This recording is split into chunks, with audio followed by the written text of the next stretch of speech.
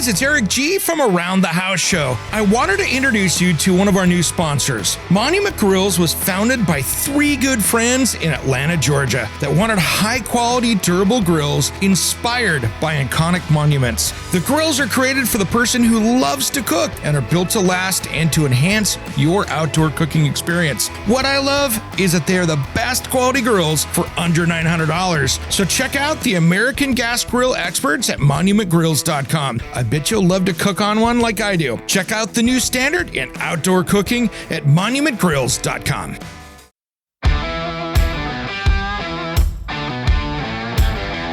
It's Around the House. What happens when you have a house that is flooded, and what are you going to do to take care of it? Now, on our midweek special this last week, we talked about something really important, that was making sure that you're prepared for these kind of things. And we're starting to see that with Asheville, North Carolina, with them not having water for 5, 6, 7 days. You're seeing all of these situations where places are cut off. And it's a great reminder for all of you that listen on the radio that didn't catch on the podcast to really make sure that you're prepared for that next natural disaster. Around the House Show is brought to you by Pyramid Heating and Cooling. Serving in Oregon, the Portland metro area, and Bend, Oregon, they are your one-stop shop for heating and cooling and indoor air quality. To find out more, head to pyramidheating.com. Oregon CCB 59382. When it comes to remodeling and renovating your home, there is a lot to know, but we've got you covered. This is Around the House. Welcome to the Around the House Show, the next generation of home improvement. Thanks for joining me today. I'm Eric G. We've got a great episode coming up here for you.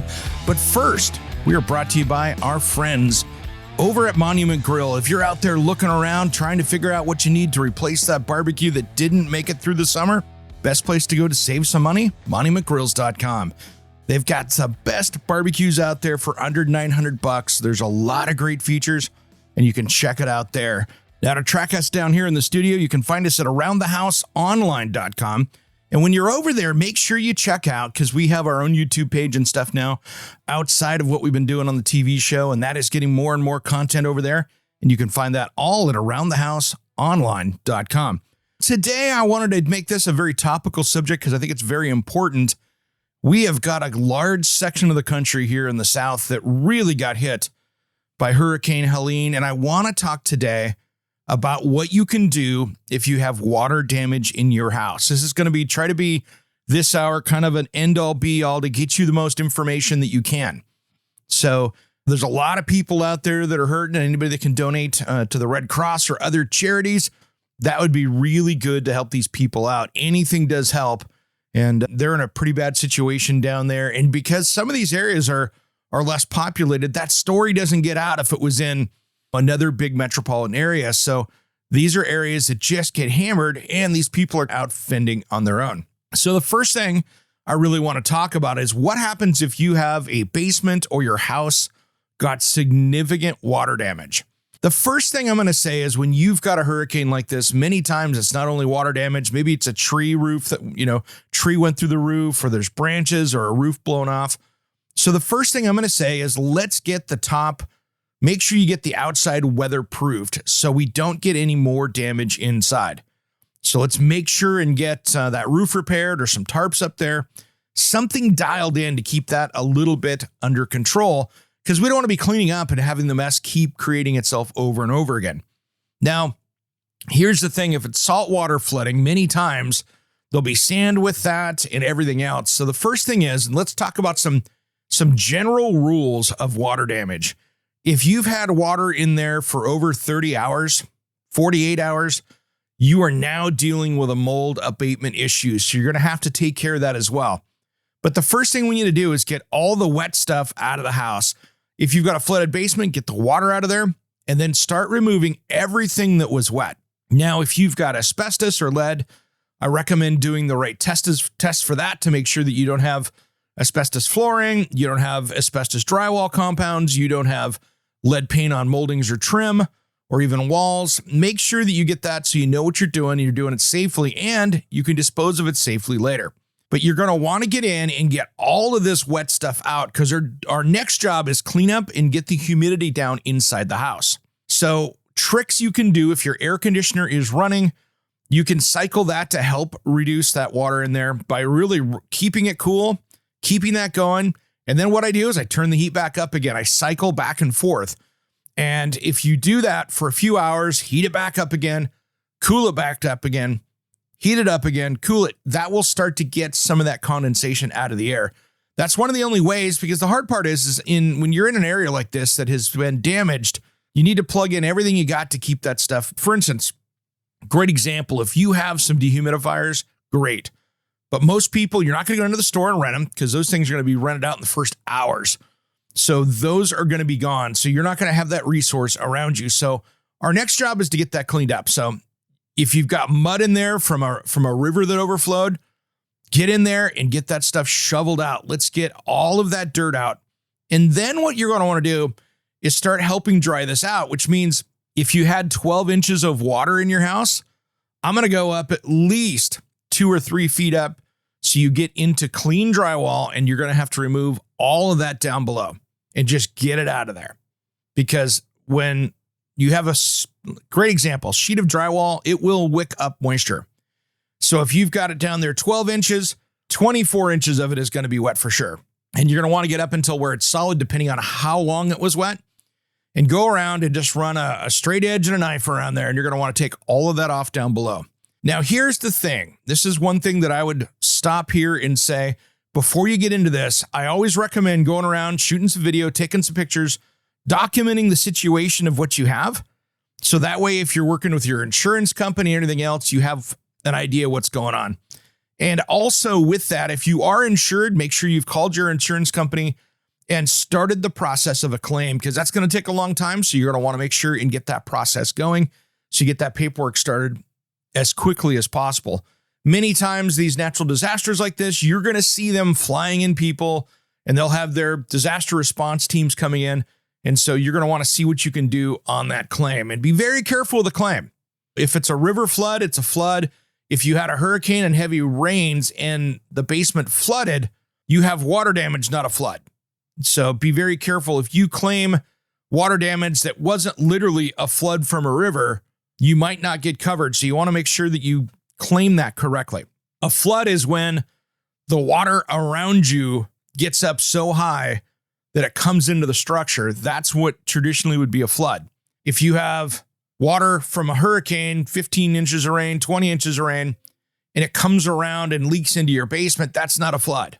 So just make sure you understand what's going on there and you have that. So you're not going to get in trouble with filing a claim that could hurt you later.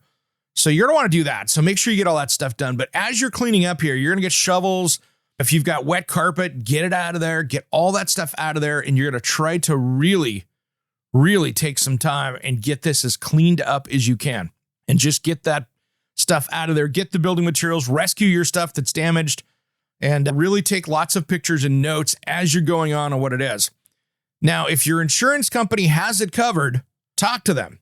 If you're going to be doing this as a DIY project and you want to get after it and you don't want things to get ruined even more, then you're going to want to do some of this stuff yourself. And if you've got the time to do it, maybe you want to do it, or maybe you're not covered because you didn't have flood insurance and you actually had a flood. So in that case, this is what we're going to do. We're going to talk through this whole process here, because really you've got to, especially with potentially other storms coming in the area, we need to really get you taken care of as soon as possible. And I want this to be that, since some people will have data plans out there, I really want this to be something that's going to help you out. So far, just to recap, call your insurance company. We're going to make sure that you get the outside of the structure so that you're not getting water inside anymore, so we can start to dry that out. 3, you're going to document everything you can in there. And 4, we're going to take all of that wet stuff out of the building and get it good and gone. And then if it's something that's damaged that could be repaired, that's a whole other story. But really, this is where having some blue tarps and some stuff to really help get this stuff taken care of. You can stack it out on a dry spot in the lawn, even if it's muddy or what. You can put down a tarp. You can put down a tarp over the top of it so the insurance company can come take a look at it, and you can start getting that dried out. Now, this is where it's going to get interesting, because many times you've got a lot of things going wrong at the same time. So you're going to have all this wet stuff, And it's going to be really tough, and it's going to be really emotionally hard on you. And I feel bad for everybody out dealing with this, because it is a tragedy that you're working with. And when we come back, we're going to talk about the next steps here on the way to get this taken care of, because we need to start figuring out here, as soon as you get some services back, what came into your house. Was it seawater? Was it mud? Was there sewage mixed in? What are we working with so we can make sure that your house gets taken care of correctly and in a healthy way? Around the House will be right back after these important messages. Don't change that dial.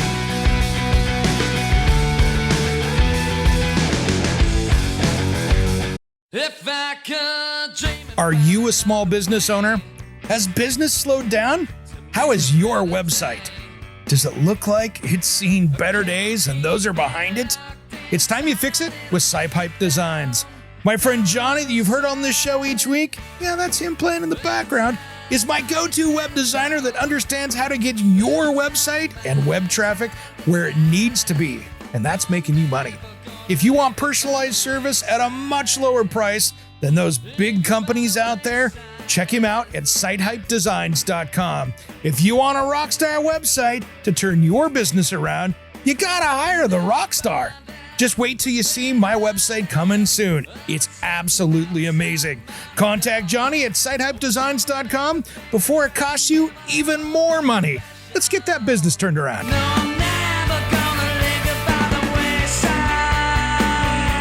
Not this time. Hey guys, it's Eric G, and I have a special offer for you. Do you want to get the podcast a couple days early? How about extended content that isn't in the typical podcast? Maybe you want to check out all the back episodes of the show. And I got a special deal for the first 10 days are free. I want to personally invite you to be an Around the House insider. For about $4 a month, you can get exclusive extended episodes, early access to the weekend show, and exclusive access to me, Eric G, for project questions or comments. Check on the link on your podcast player in the show notes, or head to aroundthehouseonline.com and look for the join here button. Make sure and sign up today. As always, thanks for tuning in to Around the House.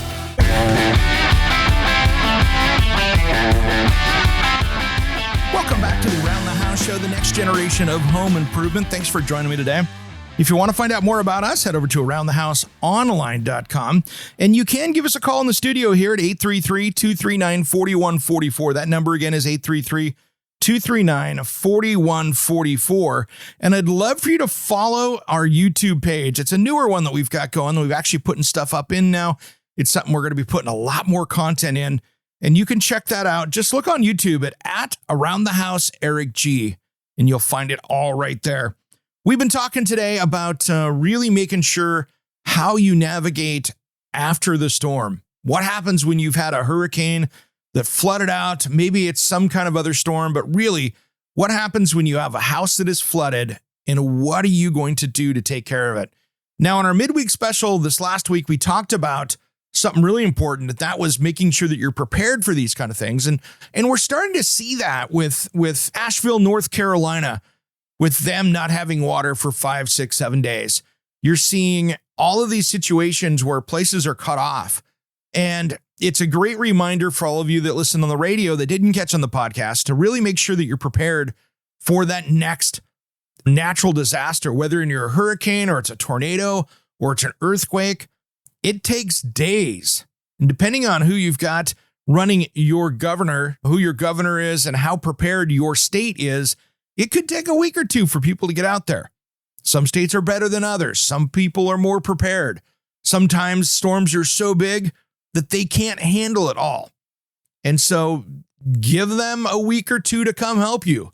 So just make sure that you're prepared enough to last that week or two without somebody coming to help you. You might not have water. You might not have food. You might not have cell coverage. You might not have anything. It could be 1900s out there where you're on your own and you're going to have to figure it out. So make sure that you're prepared. And I know it's super expensive to do it, but there's some great things you can do. And we talked more about it this last week in our midweek special on the podcast, if you are a radio listener. Now we're going to talk about here, we've been talking about in the last segment here, we were talking about, all right, how do we start cleanup and really getting that cleaned up?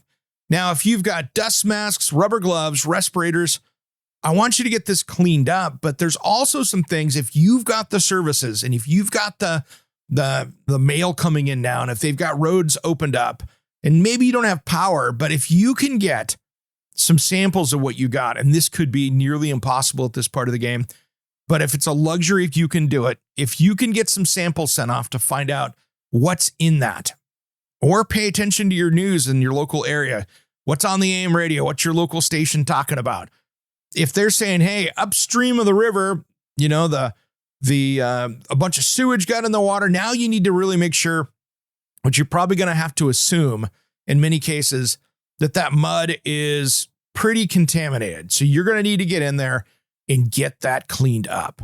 Now, if you've got a particle board subfloor in a 1980s house, as we know, that's all going to have to come out down to the studs there to get that taken care of. But that's a bigger thing. So what I would be doing right now is, and if you've got water, great. Some of this you can't do until you have some utilities to be able to get in there and clean up, like running water and things like that. Because sometimes things inside that can survive, things that are plastic and stuff, you can get cleaned up, disinfectant, spray it down to the hose, and you've got stuff cleaned up. So think about how you want to do that. Now, I've also seen people, go rent a trailer or go get one of those pods and put it out there so you can start putting stuff away that you've cleaned and get it out of there.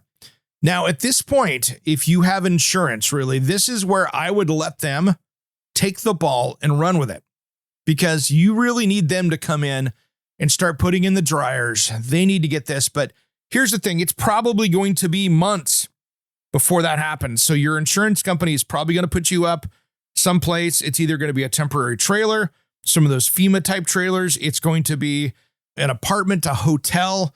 It's going to be something in the interim, and it's going to be tough. So make sure that you've rescued your clothes, any toiletries that you've got. You have to probably go out and buy new stuff, but you see where I'm getting at. And then you're going to need to let them come in with their people and do it. And then you can get back to living life, as awkward and as hard as that's going to be. But really, that's going to be that next step to get that going. Now, as we talked about, a lot of people don't have insurance as well. So this is where that lack of coverage is going to be expensive. Now you're going to have to get in there and figure out how this is going to be probably your largest DIY project you've ever taken care of. So like we talked about last hour, you're going to go through and take out all of the stuff that is soaking wet. And your job is to get that really dry in that house. So once you get it cleaned out, once you get the bad drywall out, the rotten, nasty, wet subfloors, if it's plywood, sometimes that can dry out. But the next phase is how are you going to disinfect something that is porous like plywood? You're probably better off to take that down if you can and just put new in. So that's going to be the next step. Depending on if you've got a basement, now you've got to work on that. And the next things might be just getting utilities in there where you have an HVAC system that's working. The first thing we got to do is get this thing dried out.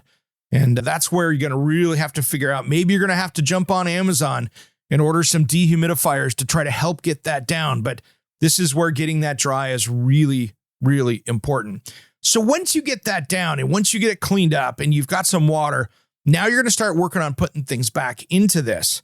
But again, we want to make sure that we understand what happened. So let's do a little bit of now let's break this down, I guess is probably the best way to put it. Let's break this down and see what happened.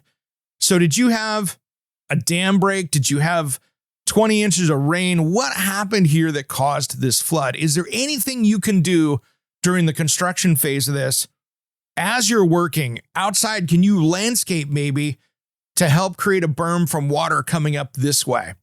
Now, this is where it can get a little sketchy.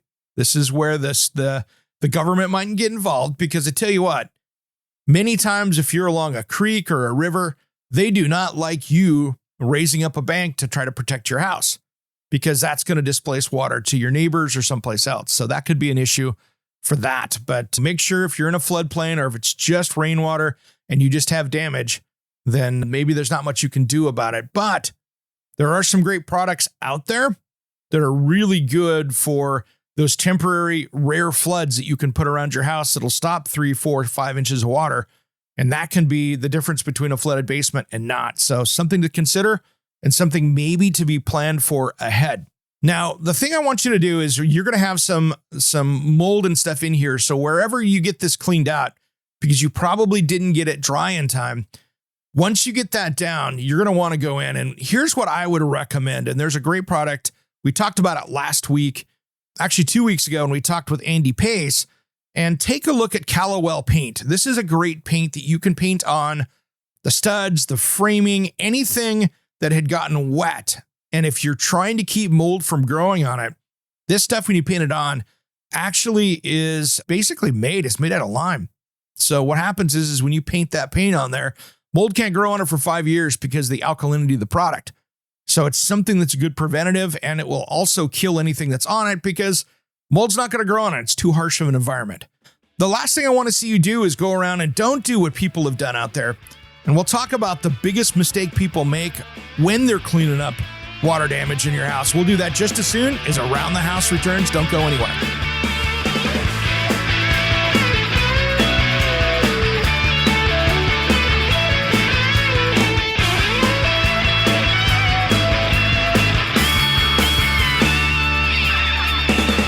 It's on that fan that keeps us breathing.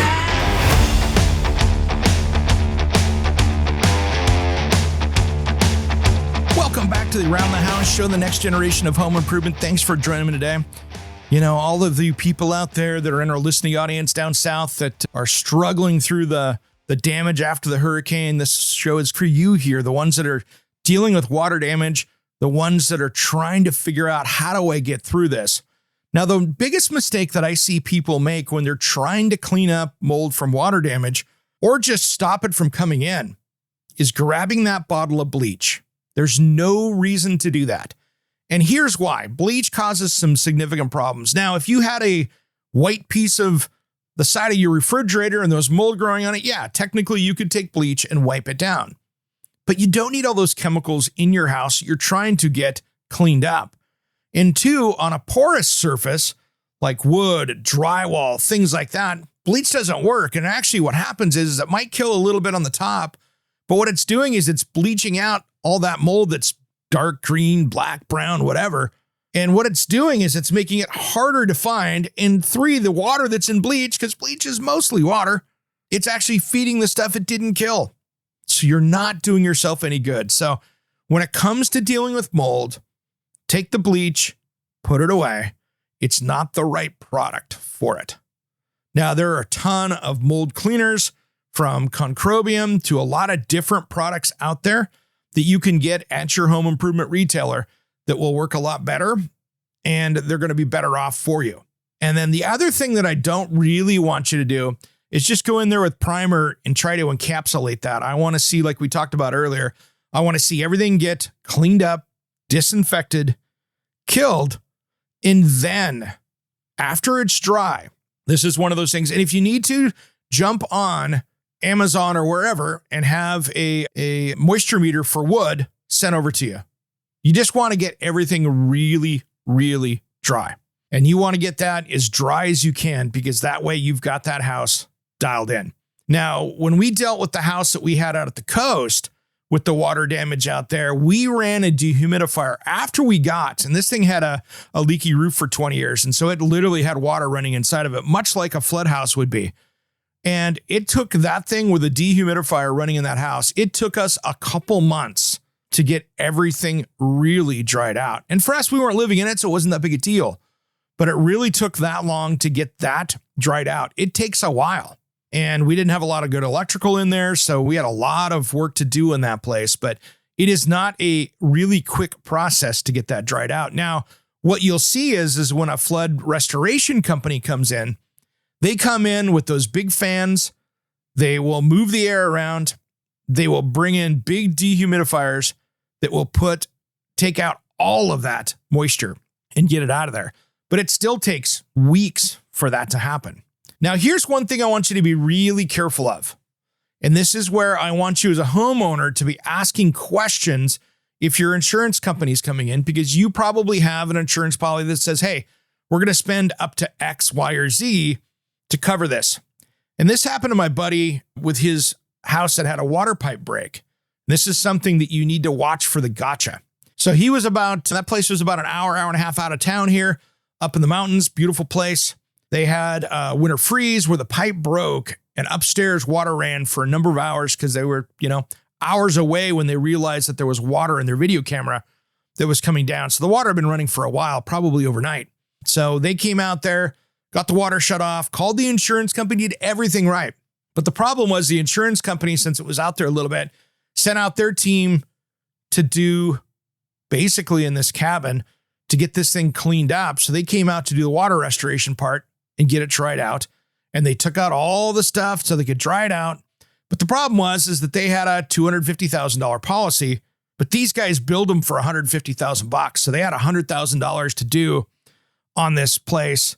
Really, you couldn't put it back for $100,000 if you're paying someone to do it because you needed a kitchen, you needed 2 bathrooms.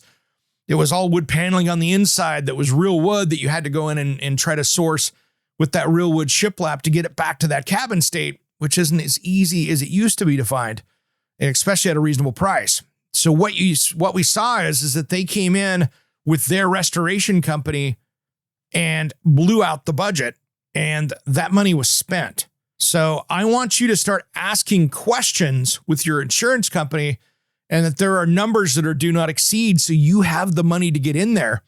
Because I think some of these water restoration companies really prey on the consumer, and they just want to get the check from the place. They just want the insurance company check. They're going to come in. They don't have to worry about putting it back together. They're just going to go in there and bill the snot out of that. So just be very careful that you know who you're dealing with, that you have an idea of what the dollar spend is, and that you keep track of that. Because you don't want to, and have this conversation with your agent. What happens if that happens? Are they going to cover that extra loss? Because you don't want to be stuck with, wow, I can't even put drywall in my place because the water restoration company overbilled me. So be very careful. I put these water restoration companies, there are some great ones out there.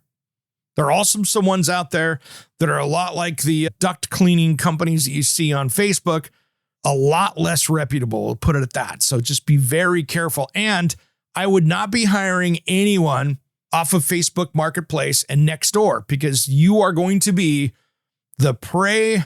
You're going to be the meat for the lion pride coming in, because you are going to see contractors come in from across the country because of the recession we're in. You're going to see people showing up. And so be very careful. When they come out there, I want to make sure that they're licensed, bonded, and insured. I want to make sure that they're licensed for your state. Now, if they're not, maybe your governor and legislature, or however everything is run in your area, maybe they have sat there and said, hey, we are going to let other people come in because we don't have the help. That's awesome. Just make sure you're covered and that they're doing all the stuff they need to do. Are they pulling the right permits? What are they doing to make sure this project is getting done correctly and you're going to be made whole at the end of it? Because that's really what you pay for insurance for, is to get you back to where you were before the disaster happened. So make sure that you're navigating this, ask the questions. And if you have a contractor that you trust, in most states, you have that option. You can hire them and they can work with the insurance company. But just keep in mind that a lot of contractors don't work with insurance companies because it's inherently expensive for them to do it, because they've got all these hoops to get paid late. Then you have these companies out there that all they do is insurance work, and that's their specialty. And so they have a business plan that works better for that. And so just be very careful with who you hire, who they bring in, and understand what's going on, because it's, in the end, it's your house. In the end, they're paying for it, but you need to make sure that someone's looking over the shoulder and getting that dialed in for you. Now, the other thing is there are public adjusters out there. And what their job is that you hire them to come deal with your insurance company. And that's a really big one to think about, because what happens is when you have that public adjuster, they are working for you, so you're paying for them. And so they're taking their decades of experience, they're working with the people they know at the insurance company, and they're turning around and saying, no, you can't do that. That's not legit. Or that's not in the best interest of the home and the homeowners. And they are like your, I don't want to say attorney, but they're basically your adjuster, because they're there to defend you.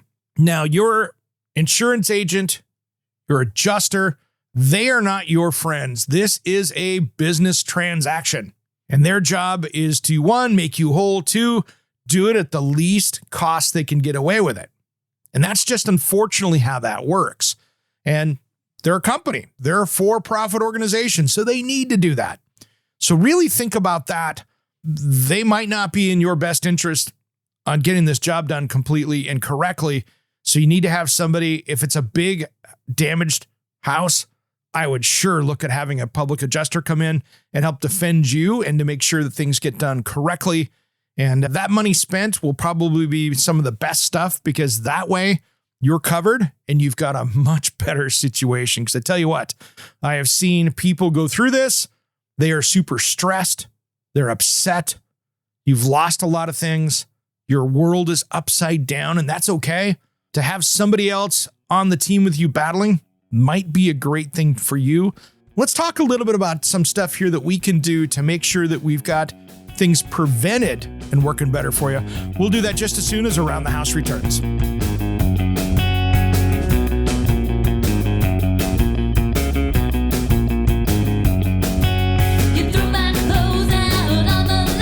Hey, it's Eric G from Around the House. Are you tired of low quality water in your home? Do you have bad tasting water? How about chemicals, minerals, and hard water scale tearing up your bathrooms, appliances, and your water heater? I have a great solution for you. It's time you stop the damage and check out King Water Filtration. This water treatment system takes care of every drop of water that comes into your home. It uses no salt, no expense filters to change, and it's made right here in the USA. Plus, it prevents hard water scale. To find out more information, head to kingwaterfiltration.com, and if you use promo code ERIC-23, it will give you $1,000 off MSRP with a discount on a filter that will resolve those water quality issues. Don't miss out on this amazing sale on a product made right here in the USA at kingwaterfiltration.com. That's kingwaterfiltration.com. And don't forget promo code ERIC-23. Hey guys, it's Eric G from Around the House Show. We'd really appreciate your help with some awesome 5-star reviews on Apple, Spotify, or wherever you tune into your podcast. Big thanks everyone, and a shout out to our dedicated listeners of Around the House.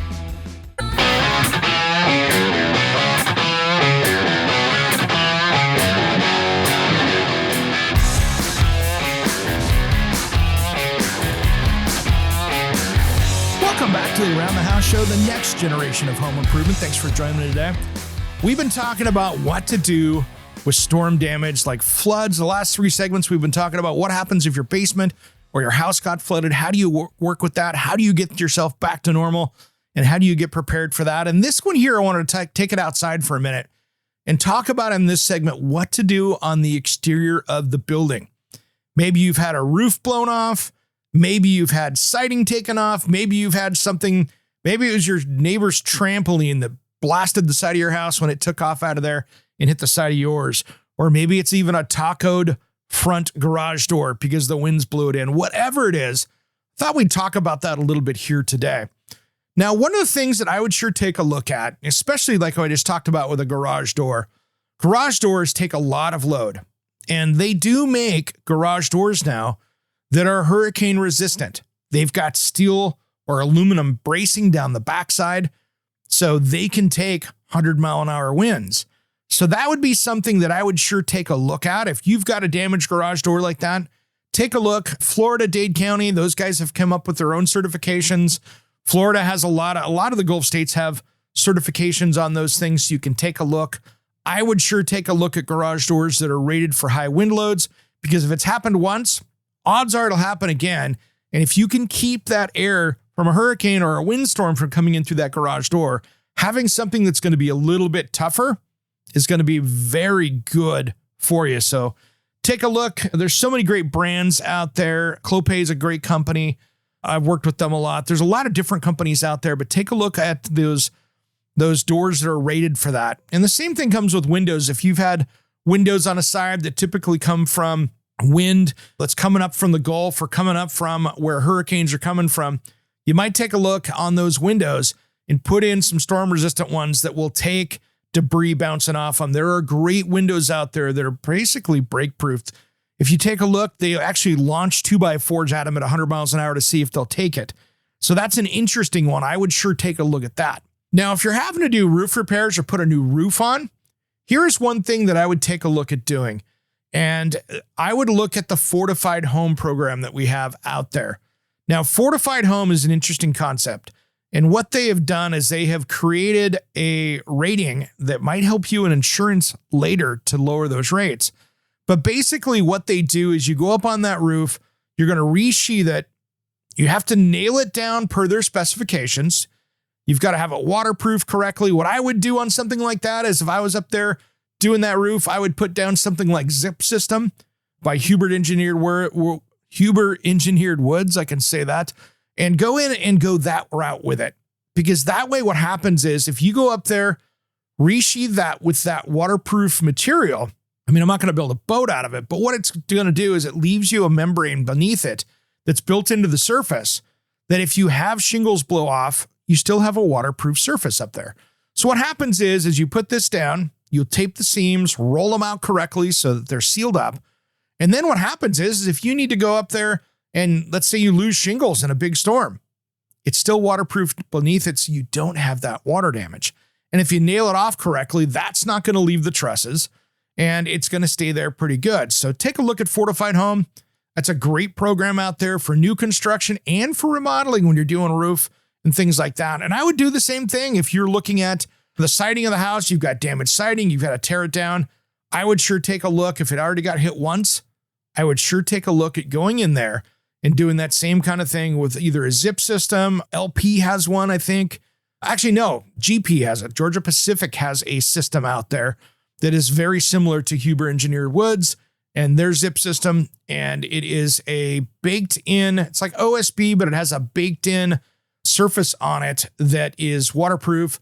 So you can actually tape that up, put it up there. And if your vinyl siding blows off the side of the house, you still have something waterproof there that'll help protect the structure. And those are things that really make a difference when you're looking at this with a home, is that you can really get things dialed in. And that's the cool part about that, is that you've added a second layer of protection from the outside of that. I think it's super important. Now, one thing I would do too, again, as you're working around the outside and you got a lot of rain, as you're doing some of these projects, plan ahead a little bit. If your gutters drain right next to the foundation, I would get those, dig it up, move it while you're at it, get this dialed in for the next storm that comes, and get those things at least 10 or 15 feet away from the foundation, downhill. If it's going towards the road, cool. Just make sure that your road department will let you do that. But get that water as far away from the house as you can. Now is the time to fix some of these things. And if you've got gutters that are broken, get up there with some clips, get them temporarily fixed. Keep the water off the side of the building as best you can, and you'll be better off.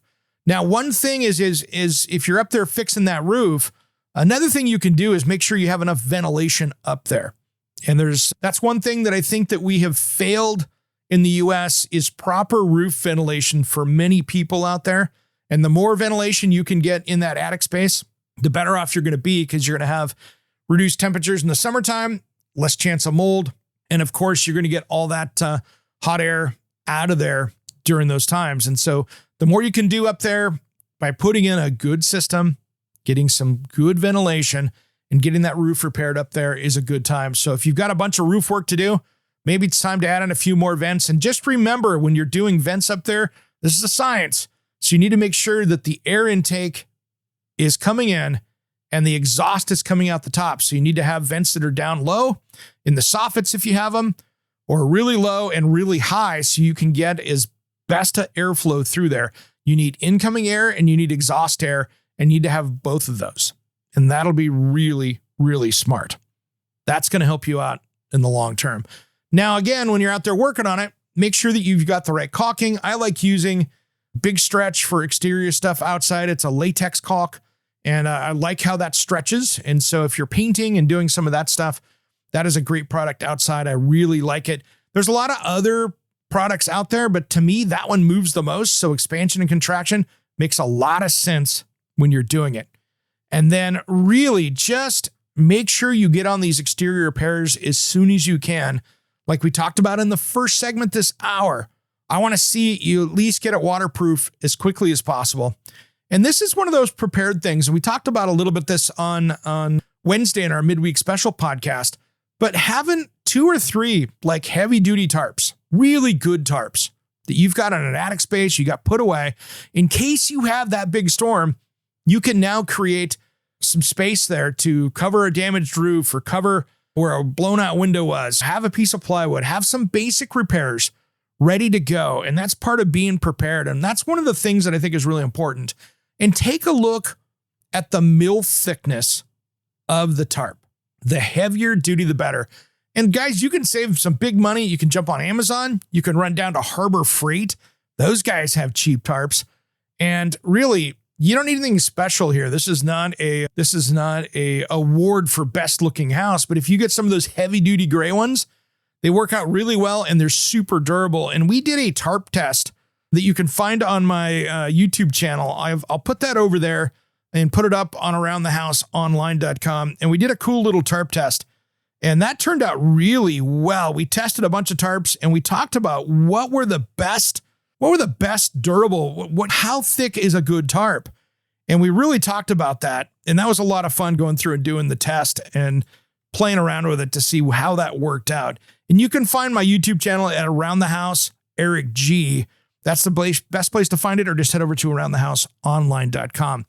And you can really see where that, and what we did is when I built a frame, I started dropping concrete blocks on it to see how well it held up on a tear test. And when you got up to the big ones, it was just the eyelets that were failing.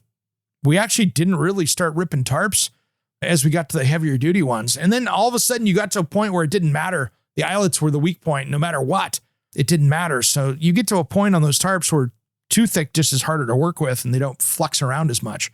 But something to consider when you're doing this. And I think I told you guys the story that I had when we were working on our Cannon Beach house, trying to get that taken in. And that was, if you live in Cannon Beach or if you live on the Oregon coast where this house is, yes, we had the blue tarp house. We had about 2,000 pounds of blue tarps on the roof because the old guy that had the house literally just sat there and kept putting blue tarps on top of it. That one would weather out.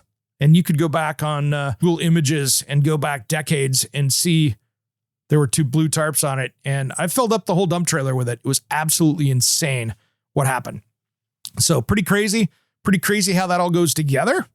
But don't put too many blue tarps on there. When that one's gone, take it down, put another one up there, but really get on it as soon as you can to get that fixed up and protect your investment. That's the big thing here, guys.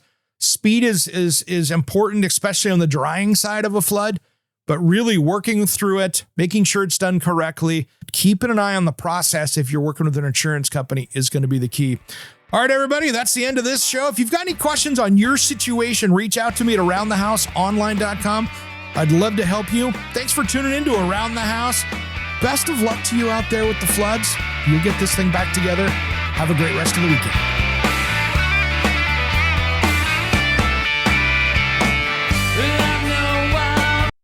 Hey, it's Eric G with Around the House. Are you looking to grow your business? Need a spokesperson for your company? Maybe an MC for an upcoming trade show? Or maybe you want to up your game and shoot some promotional videos? My team of experts would love to chat with you. Head to aroundthehouseonline.com and fill out the contact us form, and we'll set something up. Thanks for listening to Around the House.